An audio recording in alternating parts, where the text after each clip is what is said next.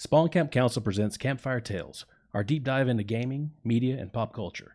Pull up your favorite chair and warm up next to the fire of information and entertainment as we take you through all that is good in the world.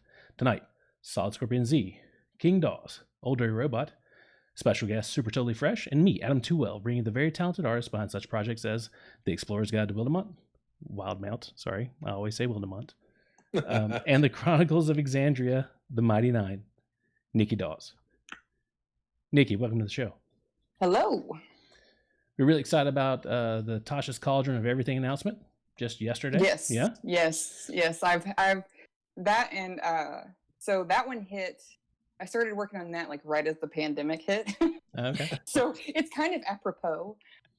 So yeah, I was really excited for that to be announced because I got to do a lot of really exciting stuff that I totally can't talk about for a whole 2 months. Those NDAs. Oh. Yep. It's a 6-month delay, and it's rough because I'm like, I really want to show this stuff, and also like 6 months later, I'm like, I've gotten better. I don't want to show this stuff. Right. That's funny. There's an edit button there somewhere. Mm-hmm. All right. So anyway, we have to say that your resume is extremely impressive. From the Arkansas Democrat Gazette, Amnesty International, Critical Role, official Wizards of the Coast source material. It's just crazy. Can you tell us a little bit about yourself and kind of when you got started in the art world?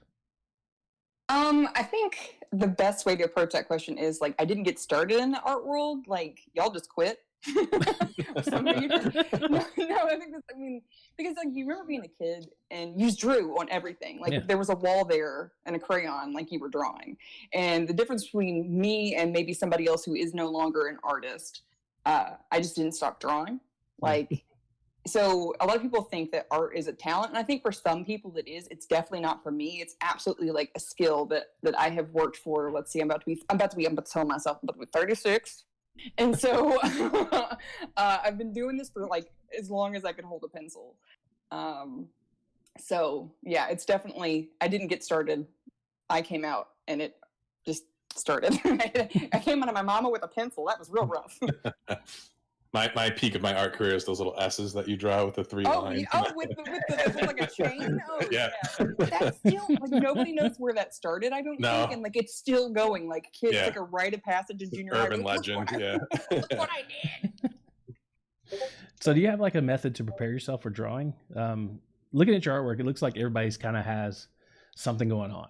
At least the ones I've gone through. It looks like, you can make it like a backstory for all these people. It seems like they've come from somewhere, they're going somewhere, whether it be the action poses or just the ones where they're standing still. It looks like they got some shit going on. So well, because I don't know how familiar most of you are with like the illustration world, but it's kind of different from just the art world. Like illustration is done with a very specific purpose. So you're commissioned to do it, and usually the commissioner has like some like specific details. So like if somebody commissions me for their D&D character, it's like they're this badass like dark elf with like a million different swords all over them, and they wear black and red, and like they're always like curmudgeon looking. So it's kind of it's not edgy enough. Am I describing one of your characters at all? No. Don't feel attacked. I'm not making fun of you. Shut up. But and so like there's usually I'm given a personality, or the way that like the character is kind of described, I kind of pick up on a personality. Now when I am painting, like I probably am making that face the whole time. Like I'm surprised I don't have like very specific wrinkles that show like the very specific, like always a furrowed brow or something. Yeah, like when I was approached by Wizards, that was one of the things that the art director commented about, which is what you picked up on, was that that my portraits are expressive. And so yeah, that's one of the things that got me in. I don't know where that came from. I have a little bit of a theater background, so maybe that helps. I don't know. Do you develop like these little backs? I mean, against that whole like everything's critiqued and already ready for you to make it. When you're doing this like drawing for yourself, do you like create a backstory for this character before you draw it, or you just kind of draw for fun and just do it? Sometimes I create a backstory. Sometimes I hear their voice in my head, like maybe this person sounds like this, and like they would kind of like when they vocalize would make this kind of face. I don't know, like That's cool. it's weird. But yeah, that's all. Cool. You're kind of preaching to the choir with that kind of, because like with the D&D side with us, right. With role playing, you got to think like, would my little dwarf characters have a super high pitched voice? Maybe not. Right. It's good to get that kind of mental image. Or like when you're doing a specific voice, like you talk out of the side of your mouth. Or, I mean, that kind of thing. Exactly. Have you ever been, were you always interested in doing fantasy art, or is that something, was there something in particular that led you to that? Okay, so, because I'm an old... Okay, boomer. All right, you whippersnappers, here's a lesson in art history. No, so I really got into fantasy art. It kind of was like JRPGs led into like me coming back to like US art. So I fell in love with Amano as soon as I saw Vampire Hunter D like really early, and I was like, whoa, this art's crazy. But I never like wanted to emulate him. But in like I think it was 99 or 2000 when EverQuest hit the scene. Larry Elmore did the cover. And then the first expansion, I believe, Keith Parkinson. Oh, did the cover of that, and I didn't play the game at the time. But a friend of mine in that would have been high school, Nikki. His dad played EverQuest, and like I was so obsessed with the art that he brought me the box of like Scars of Velius or something, and I set it like I sat on the floor in my room with the box that was like embossed, like you could feel like a texture difference, and I just stared at it forever. Like it blew my mind. And then I read Dragonlance, which is also Parkinson and Elmore, and so I just absolutely fell in love with these guys' art. But also, here's the thing, like I never saw a lady fantasy illustrator, and so I kind of didn't really think that was something that I could do. Also, Magic had gotten pretty big, and I think I played like maybe 2 games of Magic, but really I started collecting the cards. It was like, this is like collectible art. This Alpha Black Lotus, this is probably worthless. Don't throw this away. I don't really like that art trash. Yeah. Oh, if only. Yeah. And I just remember like I had like a box of Magic cards that I wasn't going to ever play with again. Of course, we would go to the comic book store, and like I would watch people play, and I would buy like booster packs and stuff, and just I didn't give a shit. Like it was just like, let me see the art. And so that was I have very clear memories of saying like, this is what I want to do at the age of 15, but I never set out like an actionable plan of how to go from A to B. And then like I kind of after high school kind of fell out of art, and like I just, life became absolute trash because nobody prepares you for what the real world is like, and you're like, oh my gosh, somebody. And so like there were several years there that I did not participate in art. I worked awful retail jobs, and I would see people I graduated high school with, and they would like, hey, what are you doing? And they were all in college, and I was like, I'm saving up for art school. Total lie. Was absolutely not saving a dime. Like it just was free falling. So are you self-taught, or did you go to art school? I did go to art school, but I went to art school for graphic design. So but now I'm an illustrator. Right. And now I just have lots of debt. yes. It's that old commercial where that guy was cleaning out his pool. I'm in debt up to my eyeballs. And a friend of mine encouraged me to go to school. She's like, Nikki, you're wasting your time. I was a teaching assistant. And high-paying job. and yes, and parents are so grateful for what you do with their lovely little kids. I love them so much. That's why I have none. That's why you draw so many goblins and gremlins now. You just get pulled from those thoughts. Yes, this is that 3-year-old I couldn't stand. That's that fucking Jimmy kid. It's funny because I taught too. It's just like is it a weird thing? Is it a rite of passage? Yeah. But so I researched like where was the market more viable? Like what had the most job growth. Of course, it was graphic design. And I didn't think about like, hey, Nikki, you're probably going to hate this. And so maybe don't make a career out of it. It was just like, what can I do to make the most money? And so I started my own business in 2012, which started off like I wasn't really doing illustration work, even though I advertised it.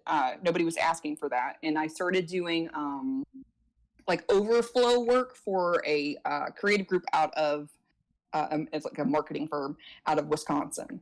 And that was fun. If you're in the Quad Cities area, you've probably seen my recycling campaign. If you hate it, I'm sorry. If you love it, that's me.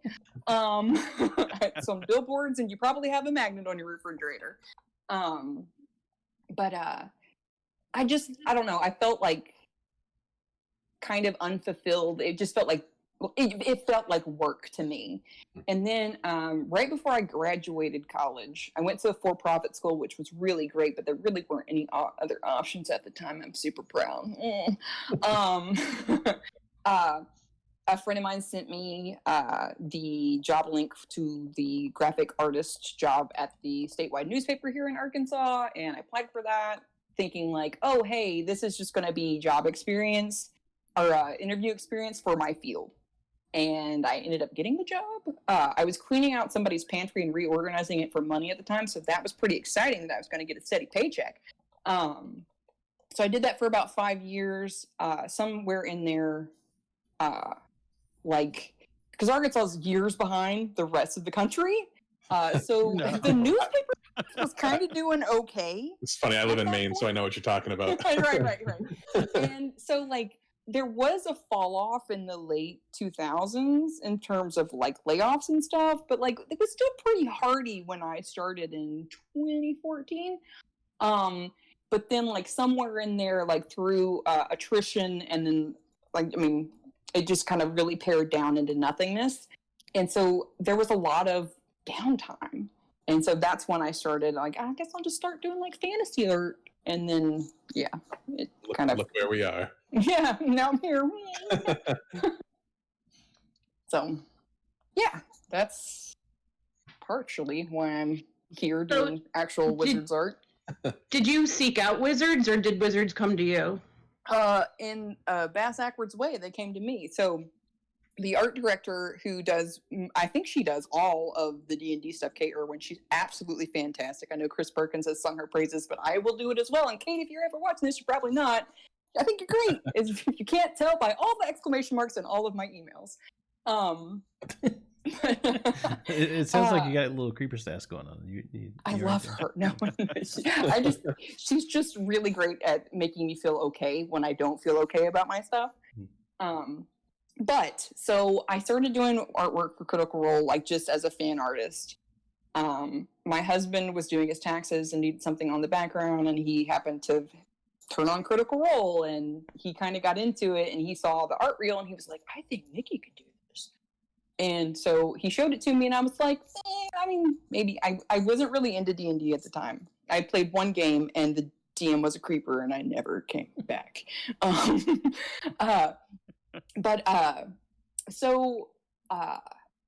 Like I when work started kind of really getting slow at the paper, I decided I would start watching Critical Role. And oh man, like I was like, I am into this. And I started the first campaign, even though I was way behind. And then I started doing art, and it just immediately took off. And I think like the week before I posted my first piece of Critical Role fan art, I had just started my Twitter account because, first of all, as I've said before, I'm an old. But also for artists, there's like a ton of social media out there. And I was just like, I cannot keep up with all these damn accounts. Like it's too many passwords.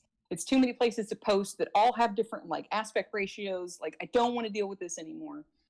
And so one of the younger reporters at work was absolutely calling me like grandma. And she's like, you don't have Twitter. You're so unconnected from everything. I'm like, I don't want Twitter. And finally, peer pressure. Apparently, I'm susceptible to that. I started it, and then like it just like immediately snowballed from there. I was not really prepared. And so then, I think in December of 2018, I got an email from Liam O'Brien about the art show that they had. Very cool. In LA. And he's like, we'd love for you to come out. Like, here's the piece that we want. We'll give you tickets to the show. And at first I said no, because that's too expensive. And then I was like, that's dumb. It's a once in a lifetime opportunity. Let's go. Yeah. And so we went out there and got to meet, when my husband and I went out there, we got to meet a lot of the other artists and the cast and watch the live show. And it was all very fantastic. And they're all just as great as they scripted are on Critical. I'm just kidding. It's not scripted. Please don't. No, they're really fantastic, and more so actually than you would think. And so Liam kind of hinted, because we had a luncheon before the with all the artists before the live show. And he kind of hinted, he's like, well, there's a lot of stuff in the works. I'm like, what is that? I didn't know it was Wildemount. And so I get an email, gosh, this would have been in the spring of last year sometime, from Kate at Wizards of the Coast. And the email opened to, hi, I know this looks like a phishing email. And I was like, yes, it does. And so I like linked in her email and stuff, because I was like, I am not falling for this business. There's Real no quick, way. what's your mother's social security number? I know, I am not getting bamboozled. There's a prince in some other country. Yes. And so because they don't do that. Like, that's not something, like, you go online and you submit your portfolio, or via another artist, like you have some sort of connection there. And so I didn't think it was real, and then like 2 hours later, I was like, "Oh, this is real." I had a little cry, I had some tears. Those were involved. And then I sent an email like, not yes, but hell yes. Like, please give me all of the art that you would like to give me. And so a year ago is when I wrapped that up, and I asked for 3 pieces, and I don't know if you guys saw all of the Chris Perkins talks about it, but like they had to edit it down, like it was a much larger book than what actually came out. And so some art orders got cut, and some of the stuff that I was going to be assigned were the things that got cut. And so I went from 3 illustrations to 1, and of course in my like brain it was like, they actually don't really think that I can do it, so they're actually paring down my art orders because they're not really sure.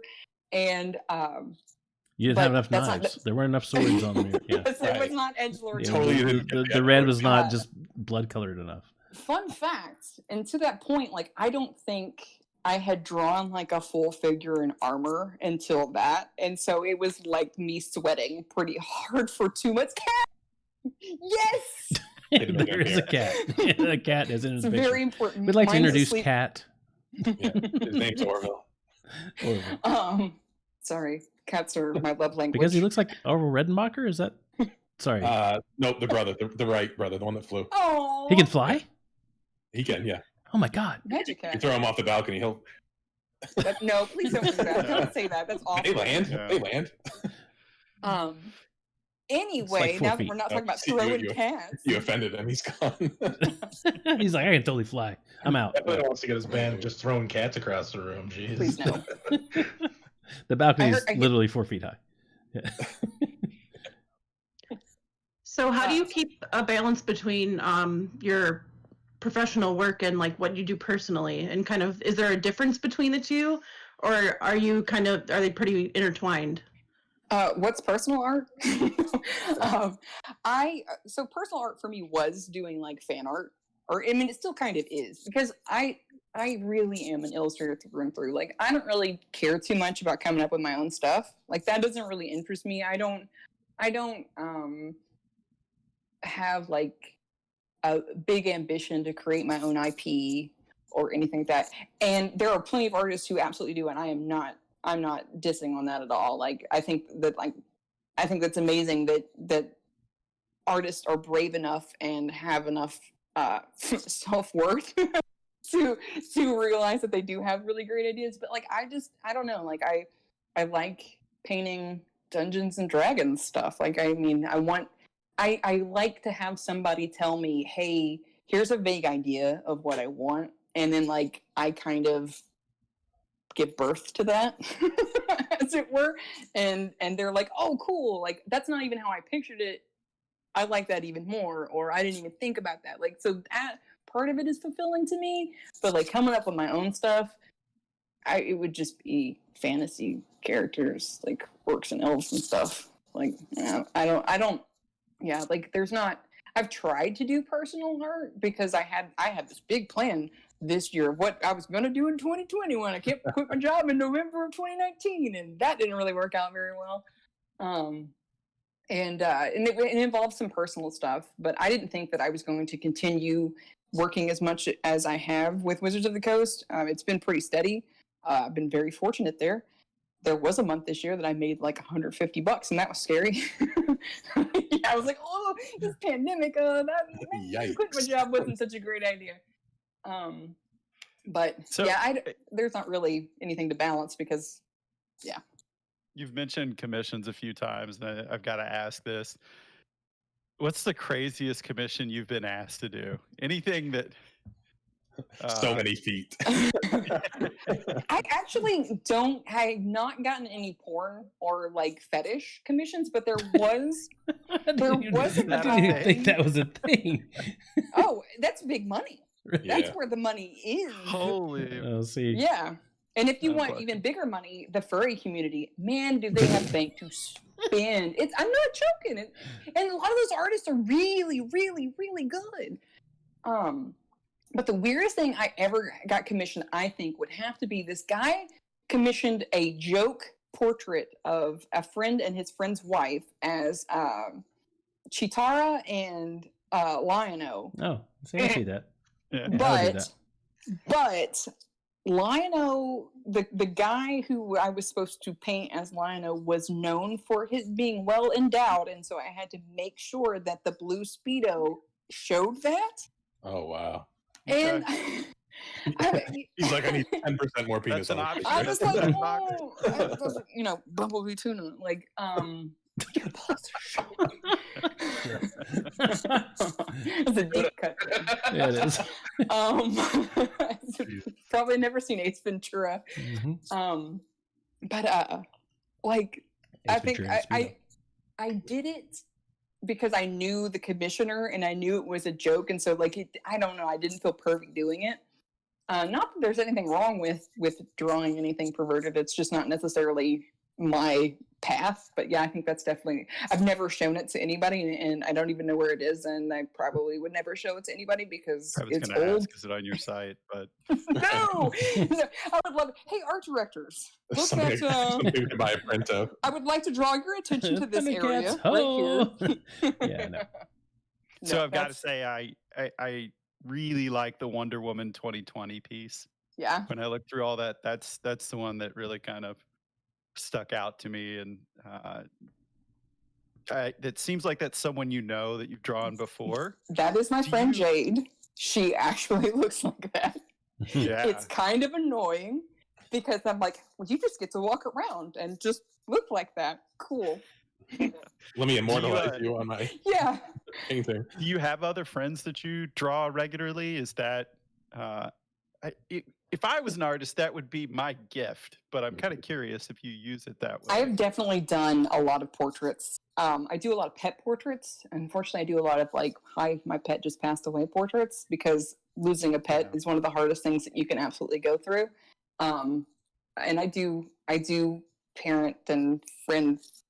I do a lot of death. That sounds really morbid, but like, I don't know, like I've noticed over the years, and I don't charge, like when I just do them voluntarily, because it's just people, when you lose someone, like you start to realize very quickly that parts of them, the memories are getting lost incrementally, and just for some people having like that physical thing that they can look at and kind of store memories in, I feel like that's really meaningful, and a lot of people have gotten those from me over the years. But But yeah, I know I do a lot of like portraits. I thought that that's what I was going to be. After like when I quit my job, I thought it was going to be more of a portrait sort of thing. The biggest portrait I did, like in terms of like big commissioner, was I did the Dalai Lama for Amnesty International, and they also commissioned me to do a portrait of General Colin Powell and his wife for their charity that was being auctioned off. And so those were the two biggest portraits I've done. Other than that, like I don't actually get commissioned to do portraits that much anymore now that a lot of my following is fantasy art and Dungeons and Dragons related. Not that I mind at all. But yeah, no, Jade is my friend who I did the Wonder Woman portrait of. I've done a series of portraits of her. All of the old ones are complete trashed. I saw your 2017 one. Oh, that was before I really had started like drawing a lot. Like I was doing editorial style for like the newspaper and magazine style, which is way different. And but I started doing those portraits of her because there weren't very many Nubia pieces out there. And there's no Nubia merch or anything like that. Like they have, because we both are weightlifters, and she's the one who got me started in it, of course, because she looks like freaking Wonder Woman. I was like, I want to go to there, and but like they have Wonder Woman sports bras and stuff like that, but that's all Wonder Woman and not Nubia. I wish they would come out with some merch that had Nubia on it, But yeah, so I was just like, hell, I'll just draw you. We'll make it into you. Yeah. Watching that DC fandom the other day, I think they're going to get to there. I really do think they're going to get to there. Yeah, good. They're doing this whole new Wonder Woman thing. They're bringing it's all just sitting there, across. just waiting. Yeah, it should have been done long ago. So I mean, just you have Wizards just like email you. Kate from Wizards just comes and emails you. Mm-hmm. Amnesty International did the same thing. They're just like, hey, will you do the that started. With another portrait, I did Ahmed. I did a portrait of Ahmed, the clock kid. I don't know if you remember that from a few years ago. And that was the first thing I ever did that kind of went viral, except it didn't go viral on any of my social media. It went viral on other people's social media that stole it. Yep. But free marketing is all that is. I didn't found care. It on the internet.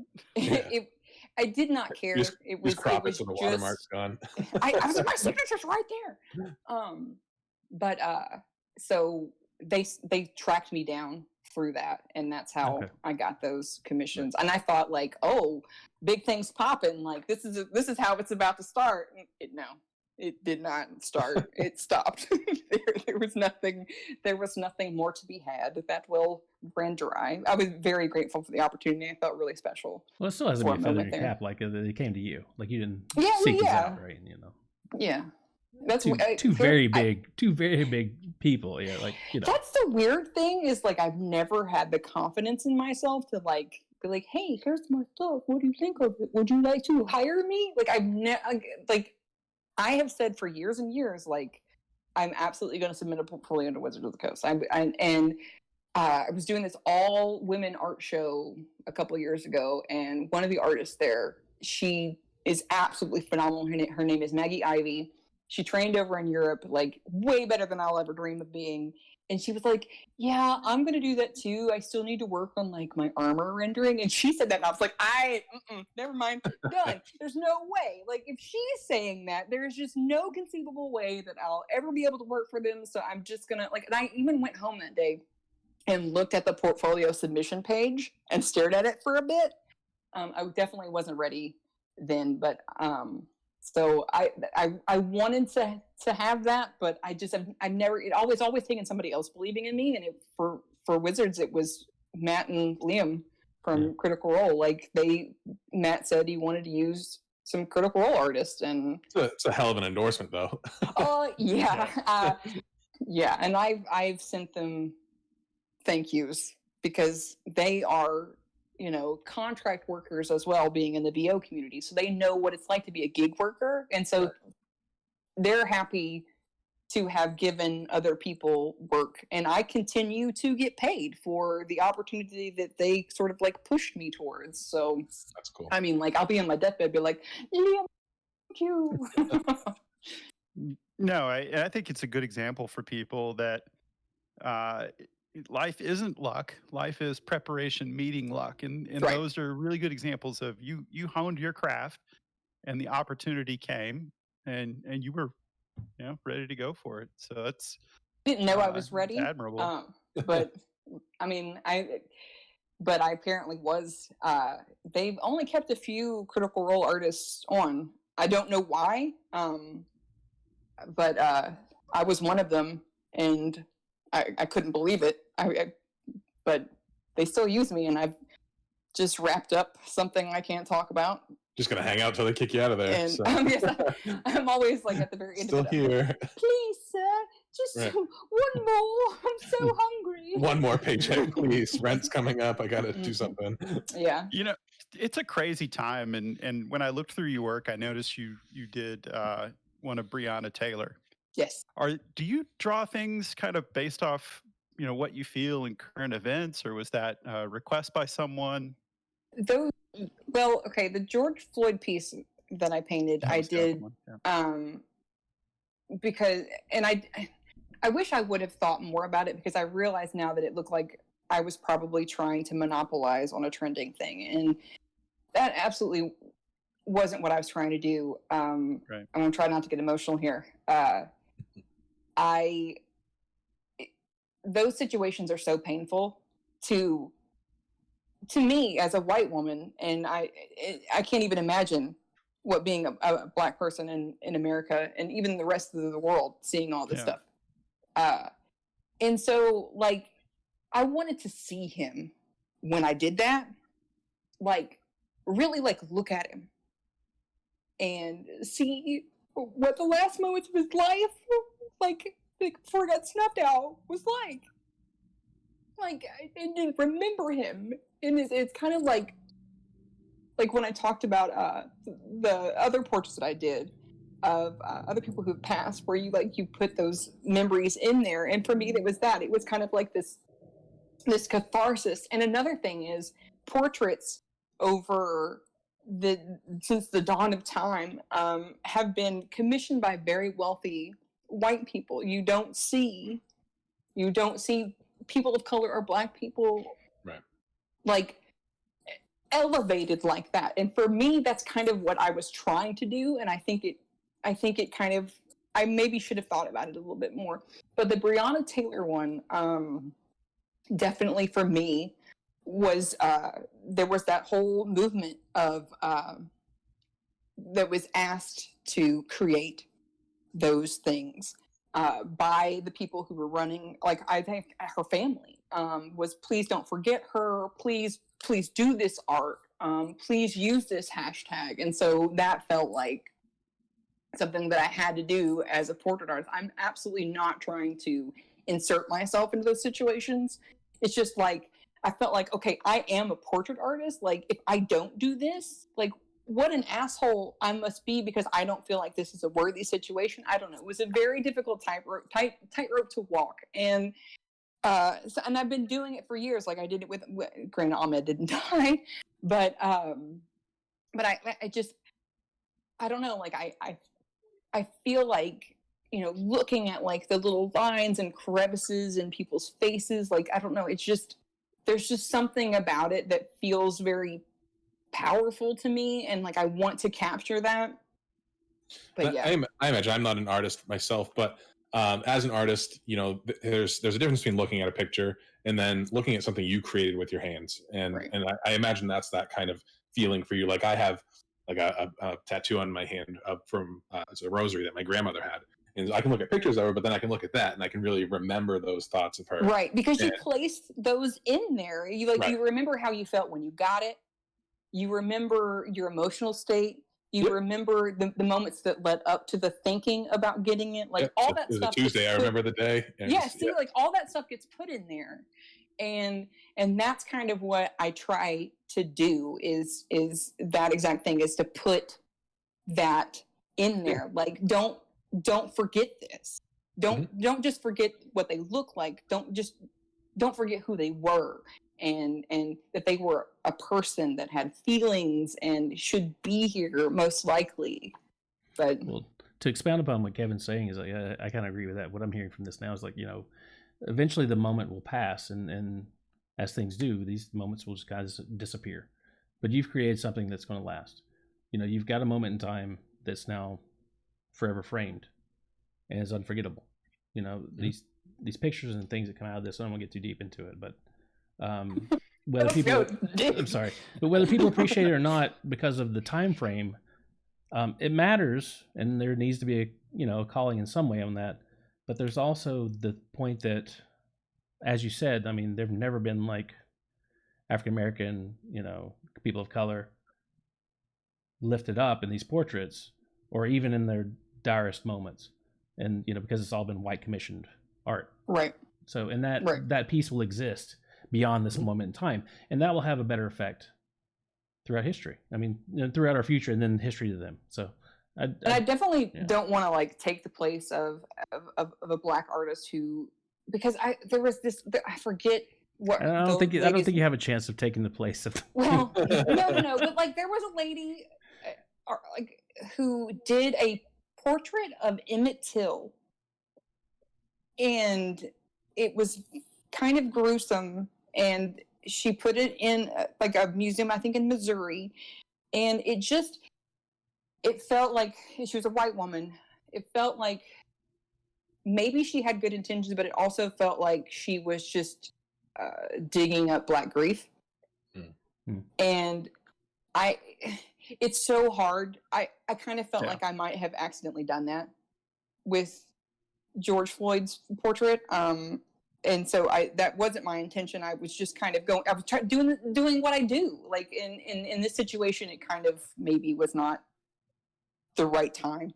Nobody said anything to me, but I just kind of got the feeling like that I saw a lot of other art being commented on in that way, and I was like, you know what, I can see that, and I maybe should. And I didn't want to delete it because I don't want to put anything under the rug and be like, oh, they didn't catch me.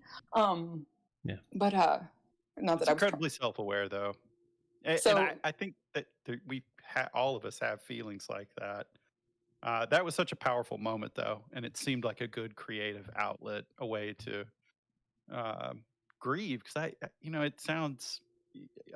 You just shouldn't have I think posted everybody it. grieved through that. Yeah, you should fill out. I should have just done it and then just kept it to myself, and not because it did. But the problem with that is if you don't post it, then it kind of it detracts. Like that's your contribution. Like you shouldn't be ashamed of that. Yeah, but my voice doesn't matter in it. My vote matters. My voice doesn't matter. That's fair. Yep. Yeah. Totally get it. Yeah. All right, levity. Let's go. Who wants a party? Yeah. Sorry, not to detract, but no, I get it. I worked in the newspaper industry, and levity sometimes was the only way we got through. When you are reading case by case of child abuse and creating graphics for that, like sometimes mentally, making jokes in times not about things you shouldn't joke about, but in times to create levity. Yeah, I'm through there. Mm-hmm. Yes. And Tyler, if you're watching this right now, I'm sorry you just started crying. I think some of my friends from D&D are watching. Okay.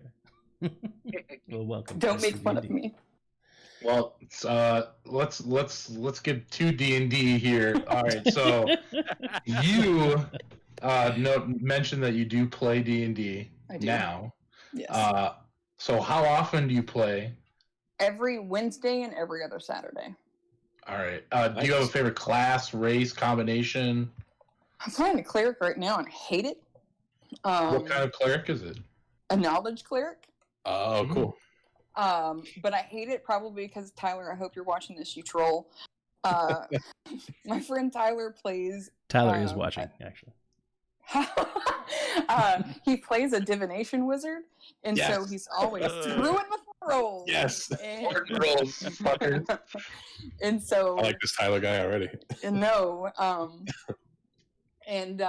So I play. So we have another campaign that we played pre-pandemic. Like that's our around the table campaign, and this is kind of like campaign 1.5. So it's in the same homebrew world, but we're like on the other side of the continent and have a whole new cast of characters. And I like my druid in the first campaign way more. I feel like I am an absolute Swiss Army knife. I love being super creative. Like my favorite thing about D&D is coming up with like absolutely asinine solutions to problems. That is what has like pulled me into the game. Like you give me a puzzle and I am in it. Yes, like that's my. I like puzzles first, role playing second, and battle kind of third. Like I really like the super creative battles, and my DM is great. He homebrews everything, and sometimes to our absolute detriment. I'm like, you can't do that. Yes, I can. I'm the DM. I know that guy. That's how that works. Right. So yeah, like I don't know. Cleric, it feels like I have some of the. It's just diet druid. It feels like that's how I want to play it. Like I can do some of the cool stuff, and I can heal. Great, wow, whoopty. I want to, because when we play, I'm still kind of in that druid mindset of like I could just wild shape and fly and scout that out, and then I could just turn into that and like go in there. But no, with my druid, it's like, hi, I'm in armor, and that's all I can do. It may like surprise you. We talked to the co-creator of D&D Beyond a couple nights ago, and he said that the Circle of Life cleric, right? Life Domain cleric was the Life most Domain played. cleric is the most played character. Most played character, period, on the whole website. Yeah. It's Life Domain clerics. So clerics are the. That was Tyler's other character before the divination wizard. You jerk. Yeah. That is the most played class in the game. The most played. Well, I mean, that's another thing is like in our first campaign, his cleric can just like, I mean, it's just like, hi, here's some health. I can just dish this out at will. And me, I'm like, so that's just a couple of hit points I can get back to you. Can I interest you in some good berries? Here's 4 hit points. Enjoy. Yeah. You can only eat one per hour though, so Yeah. But you're full. You're full. Yeah.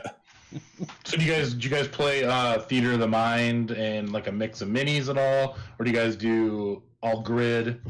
So before I started, I think they were, because I came in late to the group, and before I started, I think they were Theater of the Mind, and then like I just kind of started with minis. Tyler's the mini guy. He's got a whole room full of them, and when I miss pre-COVID real bad. Because he would come in with this huge case, like of stacked cases with a dolly of like all of the minis, and we had a grid map that we would dry erase marker on. Now on Zoom, I forget what the tools are called, but the DM has maps and stuff. But it's not Roll20. Roll20. Oh, it's not. But it's something else. We use Tabletop Simulator, and that's been really good for us. Maybe that's what you use. I'm not really sure. Yeah, it's on Steam, and it's a really good tool for TTRPGs, so look into it if that's not what you guys use. Oh, is this an advertisement? Are they sponsored? Yeah, No. hashtag ad. None of us live close to each other, so really all our play is online. So I think we've gotten pretty good at solving the distance play. I think so too. But yeah. Have you played any other tabletops at all? So I played Mech Warrior back in the day. Okay. One. Yeah. But not very. I did not feel like I could enter that space very easily. I went to one tournament, and I was the only woman there, and it was made a point about. And I was, it's like, boom. That's not cool. There's a chick that plays Mech Warrior, and I'm like, I'm just gonna go now. It was not very comfortable. Not that they weren't rude. It was just like, it was just too much. Well known that you were the only lady there. I did get one good memory out of it though, because there was a dude who had painted all of his units like they were called the Hulkamaniacs, and it was with all colors and everything. Oh my god, yes. So yeah, and that was fun. I was like, I didn't even know you could do that. So I I have a couple questions that I wanted to ask. They're interesting questions because I wanted to get an artist perspective here.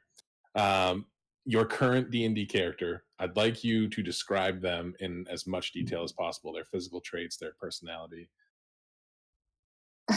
I'm smirking because she's a Karen. Excellent. Got the haircut and everything. Yeah. Well, no, I did not necessarily intend her to be, but it just kind of came out of me. Like, apparently there's a Karen in all of us. And I found her in me. And I actually asked, I think, the Temple of Palor to speak to the manager, like, ma'am, that's Palor.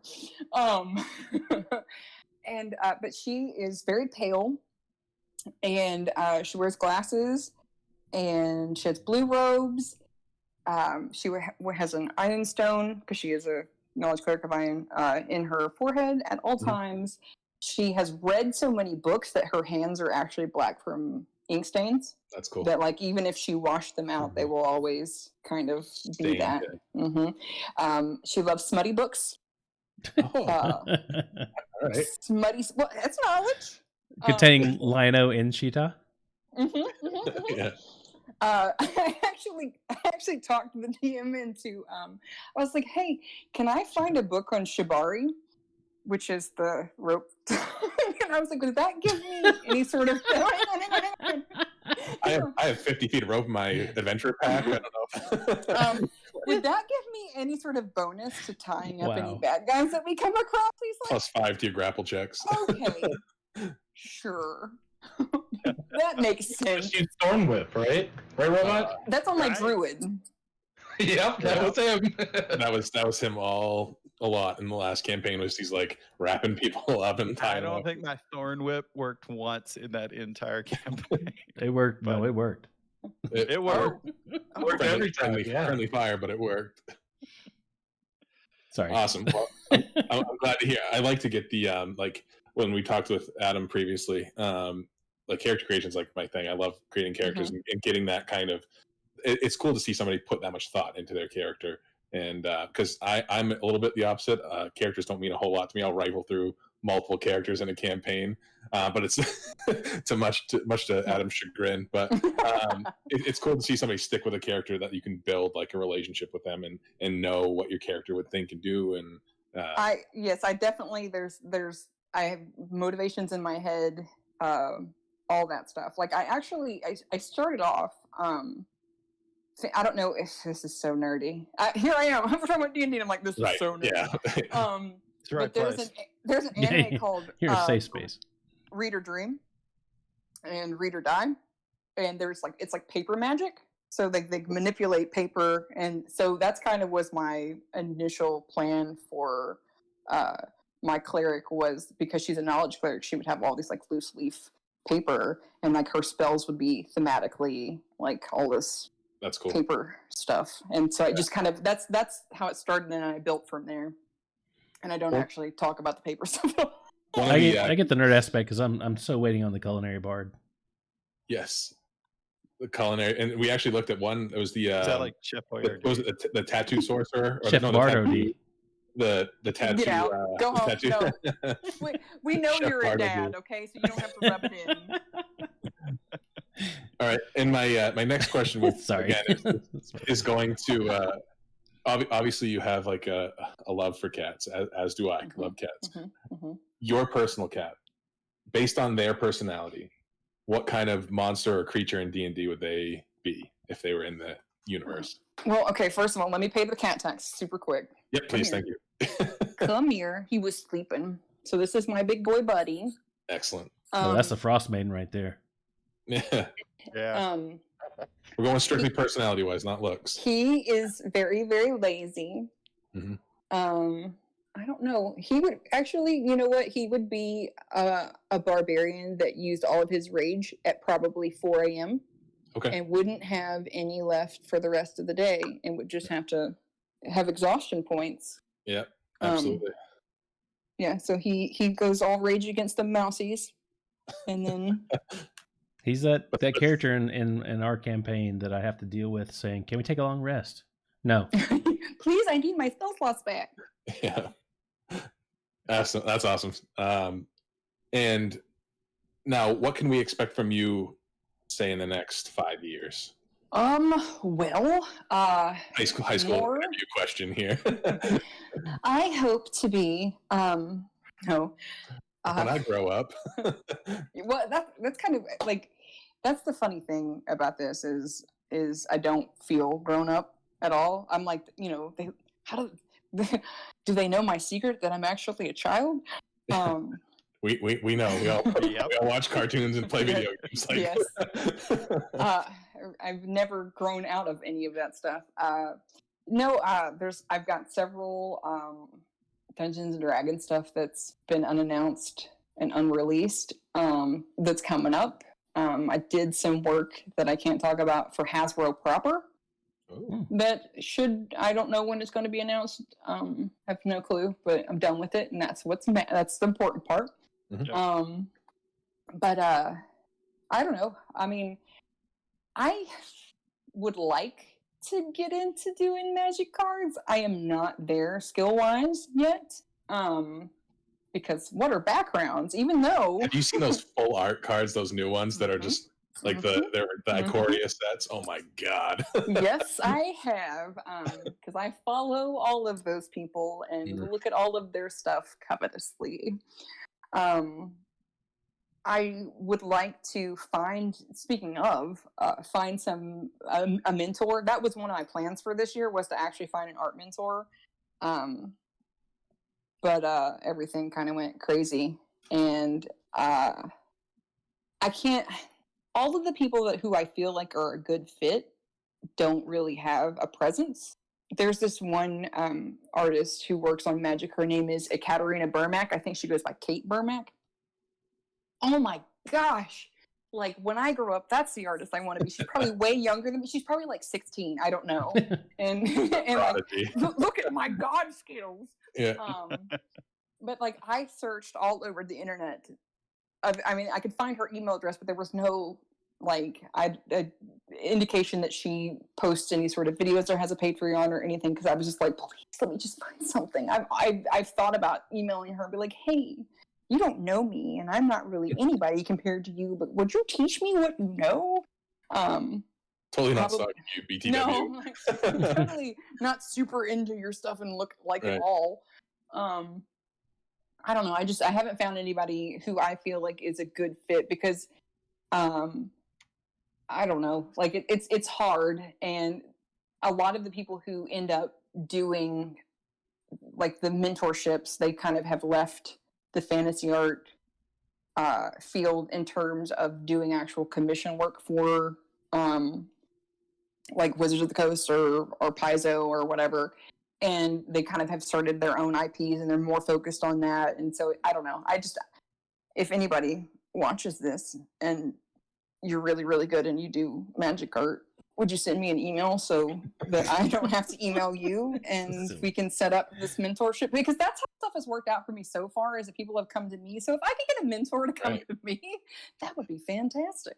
You would be surprised what you can get people to do if you just message them on Twitter. Oh, yeah, like this? We figured that out recently. Yeah. Yeah, I'm a sucker too. Yeah. Come on. If it's stuff you're interested, we all are. We're totally on board. Love it. So, Nikki Dawes, thank you for joining us on Campfire Tales. It's been awesome. It's actually been a ton of fun. Yeah, it's been a ton of fun. So, where can we find you online? If anybody out there wants to get to you, what do they do?